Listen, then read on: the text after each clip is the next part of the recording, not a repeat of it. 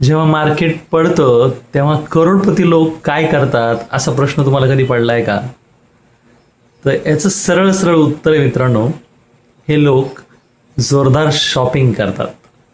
पटतंय का? नाही ना पटत? चला समजून घेऊया.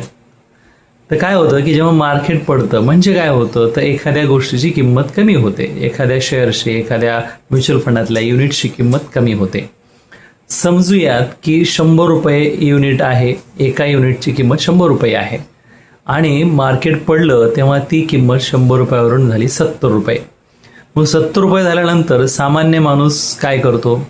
घाबरून जातो आणि त्या ठिकाणी SIP बंद करतो आणि त्या ठिकाणी परेशान होऊन जातो, स्ट्रेसमध्ये येतो. त्याच ठिकाणी हा जो काही करोडपती माणूस आहे तो काय करतो, तर तो म्हणतो चला मला 30% डिस्काउंट मिळालाय आणि तो शॉपिंग करायला सुरुवात करतो.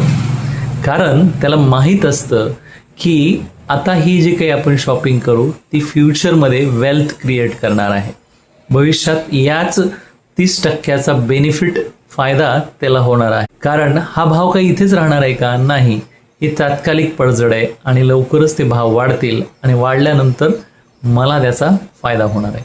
तर हा फरक आहे माइंडसेटचा आणि हा माइंडसेट सामान्य माणसाने सुद्धा स्वीकारला पाहिजे, जेणेकरून तुम्ही मार्केटमध्ये आल्यानंतर पैसे कमवण्याची शक्यता अधिकाधिक होऊन जाते. मला सांगा कमेंटमध्ये तुम्ही काय करता जेव्हा मार्केट पडतं तेव्हा.